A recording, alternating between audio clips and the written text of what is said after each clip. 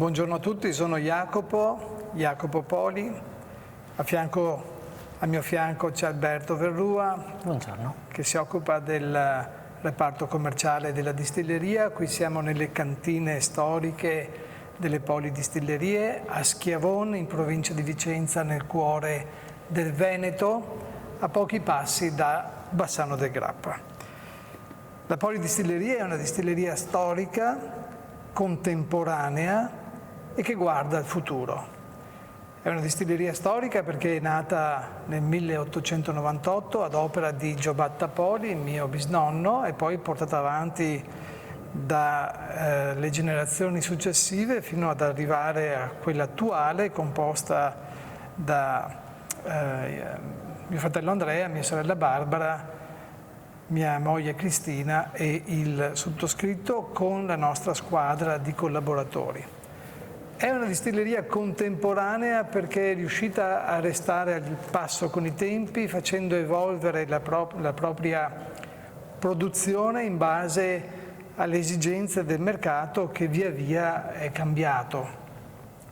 E pertanto gli alambicchi storici che ancora usiamo all'interno di questa distilleria vengono utilizzati con un approccio moderno, contemporaneo, per fare dei distillati che piacciono ai consumatori di oggi.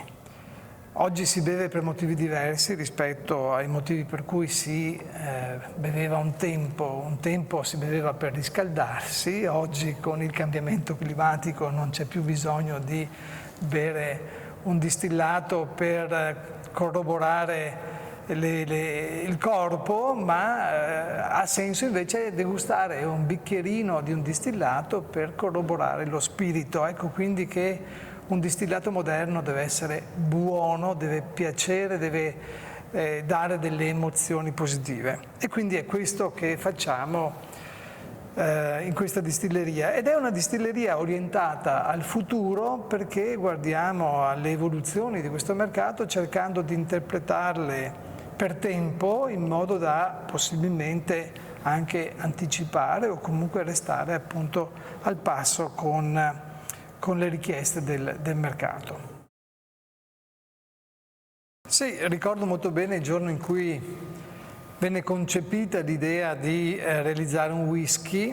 Fu il 15 di ottobre del 2013, perché quel giorno è impresso nella mia memoria, come pure nella memoria di tutto dei nostri concittadini del nostro paese. Noi abitiamo a Schiavon, un paesino di campagna, sono 1000 anime, e quel giorno arrivò la notizia che uno dei nostri concittadini, il nostro più illustre concittadino, il cardinale Pietro Parolin, venne nominato da Papa Francesco cardinale, prima cardinale poi segretario di Stato, quindi come dire il braccio destro del Papa. Non capita tutti i giorni in un paesino come questo una notizia di questo genere, e di corsa venne qui il sindaco di allora, o meglio la sindaco di allora, Mirella Cogo, che ci invitò a fare un prodotto adeguato alla circostanza per onorare questo nostro concittadino. E lì sulle prime si pensava ad una grappa invecchiata, ma fu lei a dirci no, qui ci vuole un distillato di calibro internazionale, perché il segretario di Stato è stato nunzio apostolico all'estero, quindi un uomo di spessore internazionale che merita un distillato di più ampio respiro. Perché non pensiamo ad un whisky? Fu lei a lanciarci il guanto di sfida. Io devo dire di distillerie e di whisky ne ho viste parecchie in vita mia, ma durante i vari viaggi in Scozia, in Irlanda, in Canada o negli Stati Uniti. Però sai, un conto è vedere una distilleria e un conto è fare qualcosa. Per cui l'invito era importante, la scommessa altrettanto, ci siamo messi di buzzo buono e abbiamo cominciato a indagare questo meraviglioso distillato con un occhio diverso rispetto a quello che avevamo avuto prima, quindi non più da visitatori di una distilleria ma da produttori. E quindi siamo partiti dalla materia prima. Dove si compra il malto? Ecco, abbiamo avuto la fortuna di avere dei buoni suggerimenti da parte di un distillatore che lavora in una distilleria scozzese e che ci diede delle informazioni molto utili circa i fornitori di malto, e abbiamo individuato poi il fornitore che attualmente utilizziamo. L'orzo proviene dalla Francia e viene maltato in Belgio, utilizzando anche per quella quota che viene torbata, usiamo torba scozzese. Quindi ecco, ci siamo poi dati da fare e abbiamo fatto le prime prove di distillazione, abbiamo avuto delle difficoltà di ordine tecnico perché l'alambico si otturava con il glutine che viene trascinato dai vapori e quindi le tubazioni si sono otturate, quindi abbiamo dovuto fare delle modifiche all'impianto di distillazione e poi abbiamo dovuto attendere molti anni. Abbiamo messo il whisky, o meglio il New Make Spirit, in botti, le botti che avevamo a disposizione in distilleria, e sempre su suggerimento dell'allora sindaco Mirella Cogo abbiamo pensato di fare un finishing speciale in botti di Amarone, in modo tale da ottenere un whisky che rappresentasse al meglio questo nostro concittadino, quindi uno spirito internazionale ma con un'anima veneta, quindi una persona molto legata al territorio e al paese da cui proviene. Ed è così che nel 2021 abbiamo finalmente presentato al pubblico questo nostro primo whisky che si chiama appunto Segretario di Stato.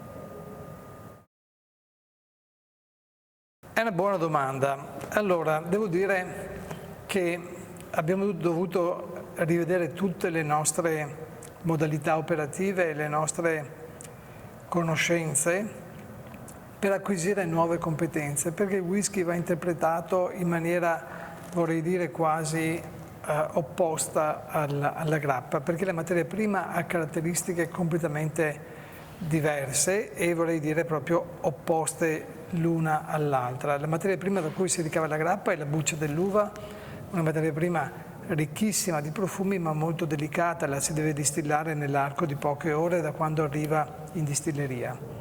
Per contro il malto da cui si ricava il whisky è una materia prima povera di aromi ma molto robusta, nel senso che la si può distillare tutto l'anno e la stessa materia prima, lo stesso malto, lo si può lasciare lì per decenni e 10 anni dopo andarlo a distillare e non cambia assolutamente nulla.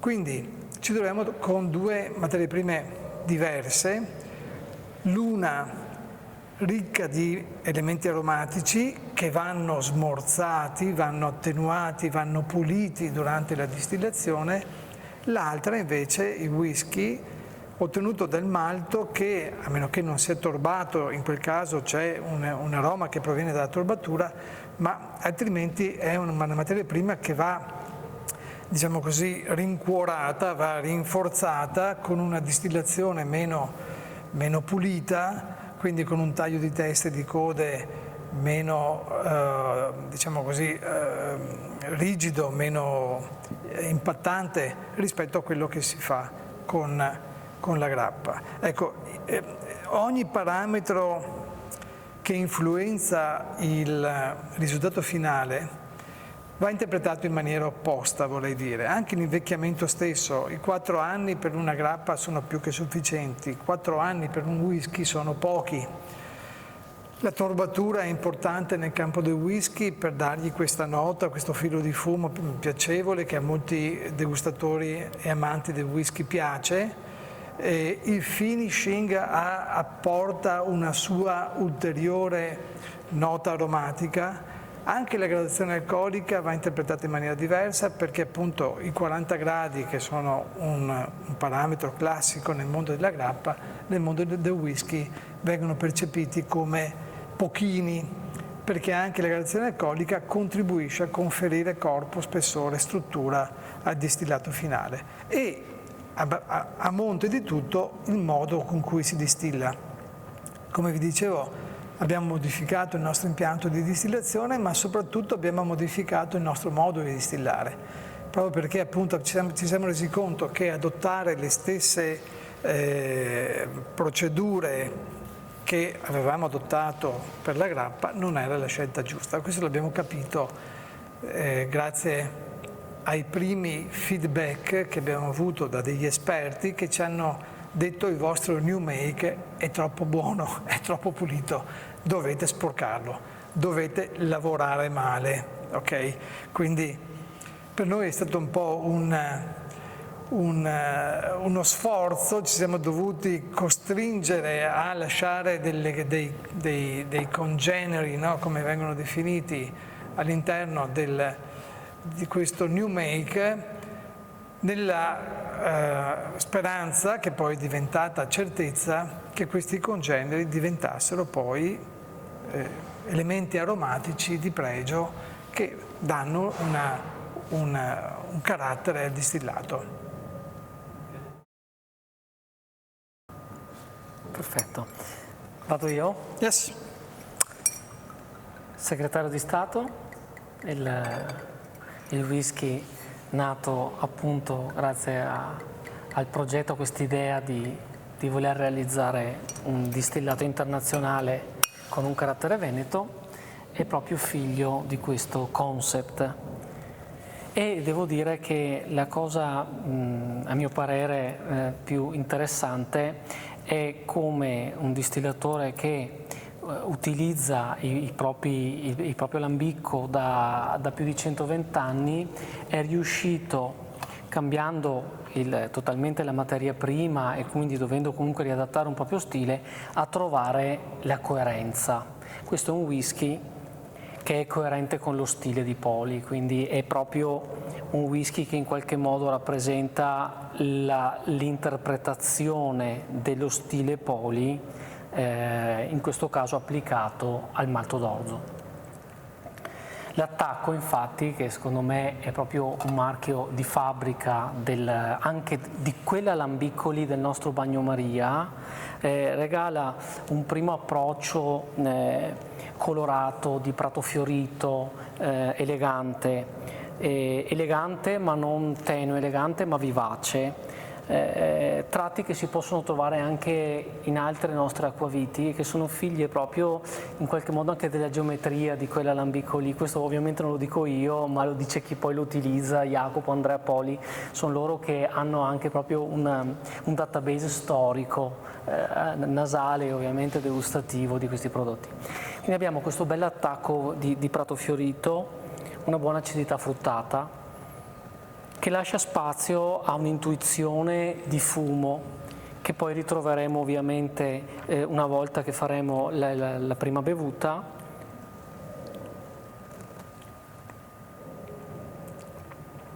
E questa intuizione di fumo si declina in un sottil fil di fumo che accompagna tutta la bevuta e quindi trova il suo spazio in bocca, sulla lingua, per arrivare verso il finale della bevuta, dove l'amarone, l'anno di finishing in amarone trova il suo spazio, la bevuta asciuga, tende ad asciugare e questo filo di fumo, diciamo piacevolmente, in maniera proprio molto liquida, entra in una sensazione nuova che è quella più vinosa, un po' più di liquirizia sul finale. Questa sensazione tattile si conclude appunto con una bocca pulita, una leggera tendenza alla salivazione e a una voglia, a un richiamo alla seconda bevuta. Noi amici delle nostre grappe, lo raccontiamo come un whisky da 2 bicchieri, il primo è troppo poco. Diciamo che anche il modo con cui siamo abituati a descrivere le nostre grappe va, diciamo così, rimesso in gioco per trovare nuovi descrittori adeguati ad un distillato di fronte al quale siamo ancora dei neofiti e al quale ci avviciniamo con grande umiltà e grande rispetto per un distillato che ha una storia centenaria e noi come obiettivo primario ci poniamo quello di non fare danni né alla distilleria né al mondo del whisky, cercando di dare sempre il meglio di noi stessi. Ci siamo posti molte domande, innanzitutto torbato sì, torbato no, torbato quanto, qualora fosse torbato, sapendo che c'è un pubblico di amanti di questa nota torbata e questo pubblico ne vorrebbe sempre di più, di torba, e c'è anche un pubblico che invece ama note molto gentili come quelle che vengono proposte dai whisky giapponesi.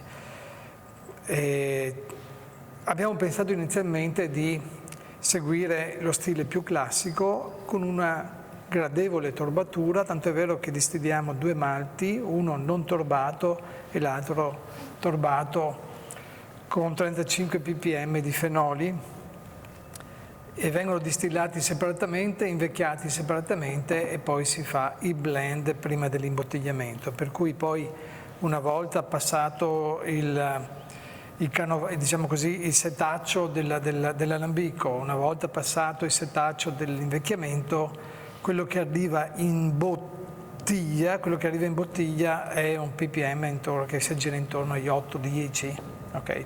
Quindi è gradevolmente, leggermente torbato.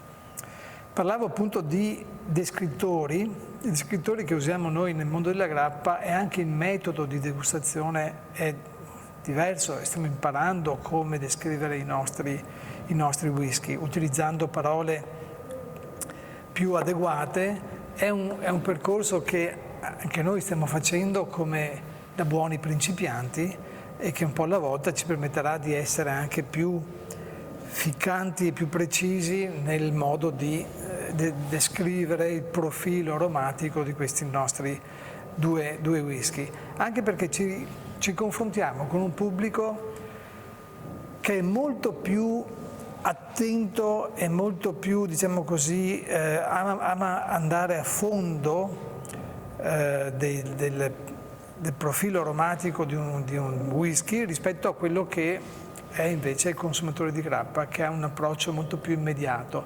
La grappa la si degusta, non dico in fretta, ma con una certa, diciamo così, agilità, laddove il whisky chiede una degustazione più lenta, dove si lascia il tempo al palato di percepire nuove sensazioni retro olfattive e anche al bicchiere di sprigionare nel corso del tempo, del quarto d'ora o quello che sia di bevuta, profumi che inizialmente magari non si percepivano e che poi emergono nel corso della degustazione. Quindi ecco, anche per noi questo è un viaggio esperienziale che abbiamo iniziato a fare e che piano piano ci sta portando a nuovi vocaboli, sì. a nuovi descrittori. Sì.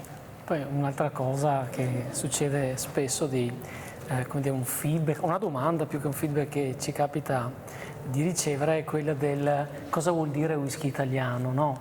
Dove si colloca, cosa vuol dire bere un whisky italiano? Beh, insomma, Jacopo prima parlava dello stile, ecco, su questo risiede direi gran parte della risposta. Lo stile di un grappaiolo italiano è diverso ovviamente dallo stile di un distillatore scozzese o di un distillatore giapponese, no?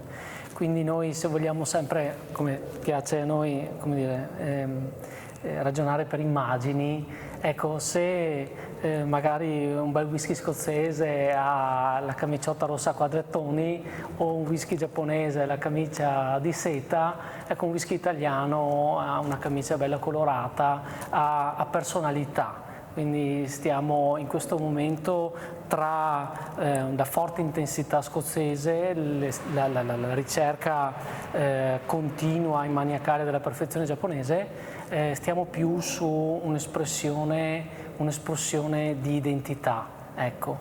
E noi, partendo da quello che sappiamo fare e da quello che dai nostri strumenti, riteniamo di aver trovato la nostra, ecco, una nostra identità. che passa attraverso una forte aderenza con la materia prima. Comunque anche Conclave, che assaggeremo fra poco, regala l'immagine al meglio delle nostre possibilità di che cos'era la materia prima quel giorno che l'abbiamo distillata. E questo è uno sforzo che noi portiamo avanti ed è un esercizio che portiamo avanti con la distillazione della vinaccia da sempre e che per forza di cose riportiamo anche in questa nuova declinazione dei distillati. Conclave, il secondo nato in Casa Poli, il secondo whisky. Whisky importante per diversi aspetti. Primo tra tutti sicuramente il fatto di poter portare oggi nel mercato una linea di whisky. Questo ci inorgoglisce molto. In termini di prodotto, Conclave, se vogliamo, rappresenta la base tecnica di Segretario di Stato, ovvero la lavorazione è la stessa, la distillazione con il nostro Alambico Bagnomaria è la medesima, la torbatura, la filosofia della torbatura rimane invariata. In questo caso abbiamo 5 anni di riposo nella nostra quercia bianca e una gradazione più alta rispetto al Segretario di Stato. Qui abbiamo una bevuta a 46 gradi rispetto ai 43 di Segretario di Stato e quindi una bevuta un pochino più accademica per quanto riguarda il mondo del whisky e dritta, potremmo dire, una bevuta senza finishing. Sì, quindi una bella spalla, una bella struttura, dritta, schiena dritta, laddove il Segretario di Stato è un po' più rotondo grazie proprio al finishing in botti di Amarone. Tecnicamente Conclave avrebbe dovuto nascere prima di Segretario, essendo il Segretario una base di Conclave con il finishing in botti di Amarone. Ma essendo nato in funzione di questo omaggio, di questa dedica che abbiamo voluto fare al Segretario di Stato della Santa Sede, è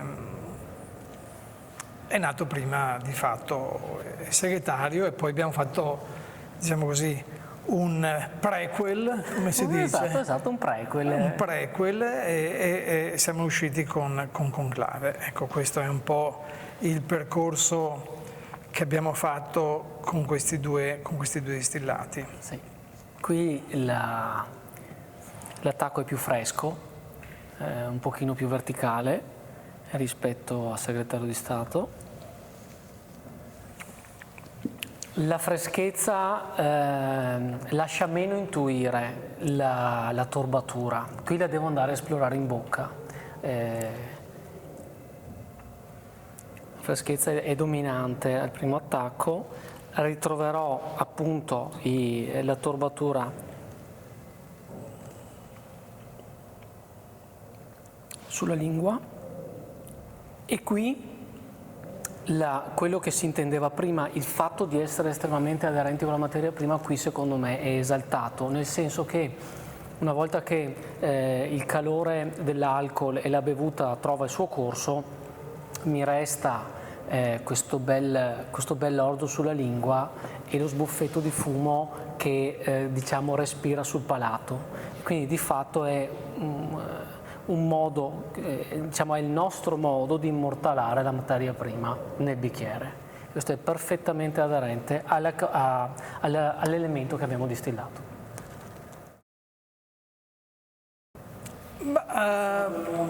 Sono due mondi abbastanza paralleli e separati anche dal punto di vista della tipologia di consumatore e in parte anche i canali distributivi, ma soprattutto dal punto di vista della tipologia di consumatore. Il mondo del whisky ha una platea molto ampia anche di collezionisti, Le distillerie lo sanno e quindi lavorano su quei 3-4 parametri che permettono di far uscire ogni anno prodotti diversi sulla base dell'invecchiamento, del finishing, del grado alcolico e dell'eventuale turbatura. Quindi sono questi 4 parametri attorno ai quali si veicola la comunicazione del whisky, unitamente poi alla storia della distilleria o alla novità della distilleria o alla collocazione della distilleria. Il mondo della grappa si avvale di altri parametri di comunicazione che sono più legati alla territorialità, al vitigno, che sono elementi che nel whisky non vengono evidenziati perché il malto viene di fatto da tutta Europa. Quando si parla di whisky europeo, non viene dalla Scozia se non in minima parte, ma viene dall'Ucraina, dalla Bielorussia, dalla Francia, quindi non c'è una territorialità del malto e non c'è nemmeno una varietà, ossia ci sono delle varietà di orzo, ma che non impattano poi in maniera significativa, per quanto ne so, a rischio di sbagliare, anche se so che si stanno facendo degli esperimenti del triticale di qua o quello che sia, ma non so quanto questo poi vada realmente a incidere se non a livello di marketing. Però ecco, molto più importante invece è nel mondo della grappa la traccia aromatica che viene lasciata dal vitigno, dalla varietà di uva e quindi anche la comunicazione verte su elementi diversi. Nel caso della grappa è più il vitigno, nel caso del whisky è più l'invecchiamento.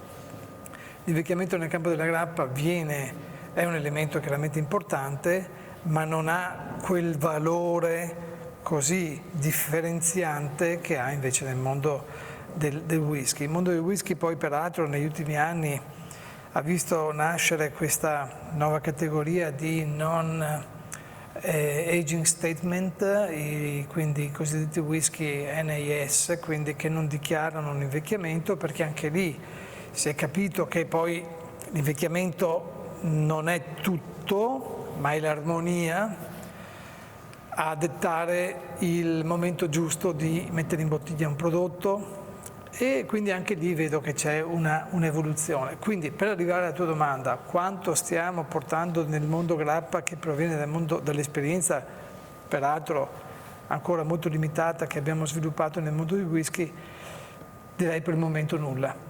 Sono due mondi che stiamo interpretando ognuno per la sua propria identità, confrontandoci con pubblici diversi, con richieste diverse, con livelli di approfondimento diversi, con metodi di degustazione e di, diciamo così, assunzione di questo distillato diversi. Diciamo che è più immediato ragionare per negativo, no?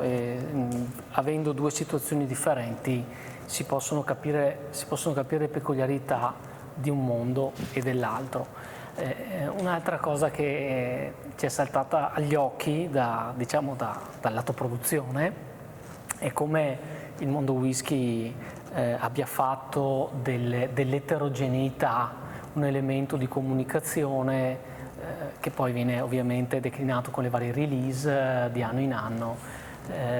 Lo sforzo sul mondo grappa è più simile allo sforzo del mondo vino, cioè al cercare di dare un'identità a quell'etichetta che poi ovviamente dona identità al brand, e poi ovviamente lo sforzo annuale in tutto il processo produttivo è quello di cercare di replicare il più possibile quella peculiarità, cioè il cliente deve ritrovare in quel prodotto quell'elemento e lo deve ritrovare, diciamo, sempre o il più possibile.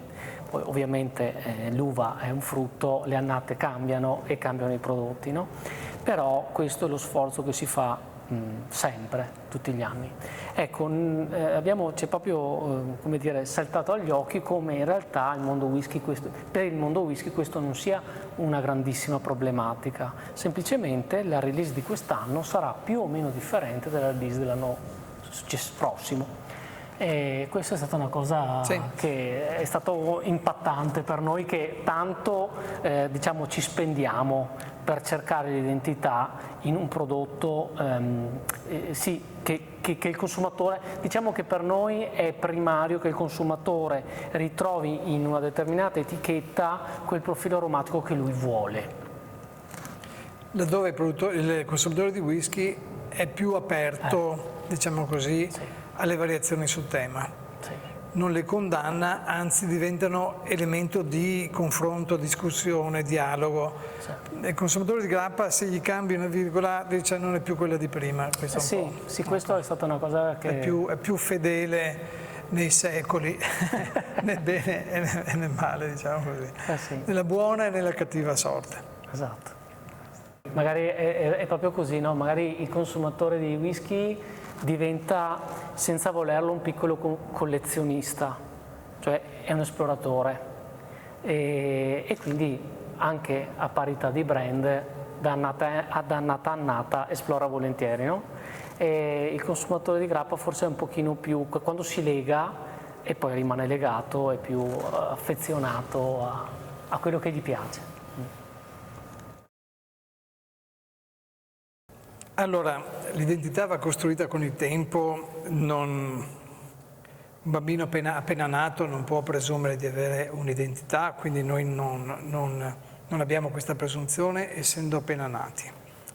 Abbiamo uno sguardo e come un bambino appena nato ha già un suo temperamento, ha già una sua natura. Ecco, cerchiamo di coltivare questa natura fin tanto che assumerà i connotati di una identità. È ancora presto per parlare di identità, si può parlare di natura. Una natura che è legata ad una competenza che gli italiani hanno dimostrato di avere nella distillazione della materia prima più ostica, che è proprio la vinaccia, quindi una materia prima che richiede grandi competenze tecniche, e maggiori rispetto a quelle che vengono richieste nella produzione di un whisky, perché abbiamo materie prime diverse dove la vinaccia deve essere, a torno a dire, gestita con grande competenza, con grande cura. Non dico che il malto non necessiti di quella stessa cura, ma è sicuramente una materia prima meno delicata, quindi più robusta e pertanto il motivo per cui un consumatore a buon titolo si può fidare di assaggiare e acquistare un whisky italiano sta proprio nel fatto che gli italiani sanno distillare la grappa, quindi sanno distillare la materia prima più difficile e quindi c'è una buona, diciamo così, presunzione che sappiano anche gestire la materia prima come il malto dell'orzo. Questa è la mia convinzione. Poi se gli italiani sapranno essere bravi anche nel comunicare queste competenze, queste qualità e far sì che i consumatori si fidino e dicano, anziché comprare un whisky scozzese, canadese o un bourbon americano, anziché un giapponese, provo un italiano, ecco, questo sarà il lavoro da fare nei prossimi anni. Diciamo che abbiamo degli antecedenti, comunque abbiamo delle prove nel mercato, il whisky francese non esisteva, le prime bottiglie sono state guardate con diffidenza e un po' di curiosità e scetticismo. Oggi il whisky francese ha sopravanzato il mondo dei distillati di frutta, che erano il caposaldo, a parte il cognac e l'armagnac, ma diciamo così erano uno dei caposaldi della distillazione francese. Il whisky è nato e si sta sviluppando bene anche in Germania, quindi non vedo motivo per cui non si possa parlare da qui al prossimo futuro anche di whisky italiano con una crescente personalità. Il rischio di sbagliare è alto, quindi comunque bisogna riuscire a raggiungere uno standard, un livello che ti permetta di non rovinare tutto il lavoro fatto fino ad ora, no? Quindi letta dall'altro punto di vista abbiamo messo sul piatto l'all-in, come si dice. Quindi, però questo non ci fa paura, ci crediamo, ci divertiamo nel farlo, ci sta dando dei bei feedback dal campo. Quindi sì, il futuro non può che essere ottimistico. È chiaro che questo vale per noi, vale per la categoria, parliamo del whisky italiano, e meno errori faremo tutti nel comparto e più saremo credibili poi nella proposta internazionale del whisky italiano. Quindi se vogliamo è anche vero che questi sono gli anni cruciali per creare un presupposto di credibilità su cui poi potremo beneficiare tutti e che ci porterà lontano. Sì. La parola credibilità è proprio la parola chiave. E hai ragione, sono questi gli anni in cui la stiamo costruendo o minando. Vediamo. Sì.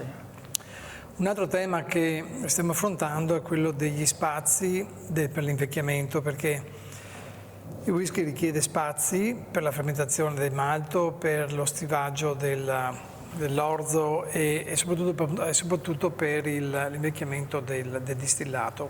Qui abbiamo circa 4.000 barrique, ma sono già tutte piene di grappa, è la più grande cantina che esiste in Italia per l'invecchiamento dei distillati, quindi la grappa, il brandy e ora anche il whisky. Ci siamo resi conto come in prospettiva gli spazi che necessiteremo per il whisky non ce li abbiamo, quindi dobbiamo creare nuovi spazi, perché l'invecchiamento è sì una questione di tempo, è sì una questione di investimenti, ma è soprattutto una questione di spazi, perché se vogliamo fare quello che il mercato ci dà indicazione di voler ricevere, dovremo sicuramente pensare ad uno stoccaggio che ci permetta di stivare diverse annate, quindi aspettare poi gli anni che vorremmo. Ed è un tema questo non da poco, specialmente in Italia, dove l'invecchiamento avviene sotto vigilanza doganale. Quindi diversamente da quello che avviene in altri paesi europei o in Scozia, dove il whisky viene distillato, va direttamente nella botte e la botte viene impilata su bancali dentro a dei magazzini in cui tutte queste botti vengono accatastate e le si lascia lì e non c'è nessuno che poi controlla, se non il distillatore stesso, che poi farà una dichiarazione di quanto è entrato e un'autodichiarazione di quanto è uscito. Ecco, viceversa in Italia l'invecchiamento avviene sotto rigoroso controllo doganale, che vuol dire che le botti devono stare sotto chiave, quindi dentro a stanze chiuse con un lucchetto doganale, così come sono chiusi sotto chiave i cardinali quando eleggono il nuovo Papa. Ecco il motivo per cui abbiamo chiamato questo whisky conclave, perché le botti sono sotto chiave, così come appunto i cardinali della Chiesa Cattolica quando si riuniscono per nominare, appunto, per eleggere il nuovo Papa. Quindi è tutto un percorso in itinere, in via di sviluppo, gli spazi li abbiamo individuati, ora si tratterà di fisicamente scavare, costruire, ci vorranno alcuni anni e quindi è un progetto a lungo termine, non è un'improvvisata. Quando abbiamo deciso di entrare in questo ambito non avevamo del tutto consapevolezza di quello che avrebbe comportato, man mano la stiamo, diciamo così, assumendo e affrontandola al meglio delle nostre possibilità. Sì. Allora, l'ispirazione rimane quella primaria, sempre quella di non fare danni e possibilmente anche fare qualcosa che abbia un significato nel mercato, che quindi piaccia, venga acquistato e venga riacquistato, perché è gradito al consumatore. E quindi l'obiettivo è quello di fare ancora meglio quello che sappiamo fare, riteniamo bene, e di migliorarlo ulteriormente, eventualmente con delle release limitate di finishing particolari sui quali stiamo già lavorando, ma è ancora presto per parlarne apertamente, quindi è, diciamo così, un'anteprima. Ci sarà qualcosa, stay tuned come dicono, perché appunto qualcosa sta bollendo in Alambico qui. La distilleria è in costante fermento, non c'è mai nulla che sta fermo più di 2 minuti, per cui c'è un continuo agire con la prospettiva di fare qualcosa che abbia senso di esistere. Tutti i nostri distillati, i nostri prodotti lo hanno. Dobbiamo anche considerare che abbiamo un catalogo prodotti abbastanza ampio, quindi ogni nuovo inserimento va anche considerato nell'ambito di una proposta commerciale che già è cospicua e che pertanto non può essere, diciamo così, caricata in maniera indiscriminata di nuove cose. Ecco, però devo dire che in prospettiva questo progetto whisky meriterebbe, vorrei quasi dire, una distilleria a sé stante, nel senso non solo dal punto di vista degli spazi, degli alambichi e quindi della parte tecnica, ma anche da un punto di vista commerciale. Potrebbe aver senso anche pensare ad un progetto che a un certo punto, quando sarà maturo e saprà camminare con le sue gambe, possa magari anche staccarsi e vivere di luce propria, ma è tutto un percorso che ancora stiamo immaginando. Questa è l'italianità. Vedi, senti Matteo che lui dice, prima cosa non fare danni. Pensa che ancora oggi al corso ANAG per degustatori di grappa, la prima ricerca che si fa al primo approccio di una grappa è la ricerca dei difetti. Se non ci sono difetti, si comincia ad analizzare il profilo aromatico pregevole. Questo è l'italianità nella distillazione. Il primo approccio sull'eliminare il difetto e poi si comincia a ragionare su tutti i pregi. Vi ringraziamo dell'attenzione e buon whisky a tutti. A tutti. Buon conclave e buon segretario di Stato a tutti. Bene? Evviva. Alla vostra. Slange. Evviva. Grazie. Diciamo salute.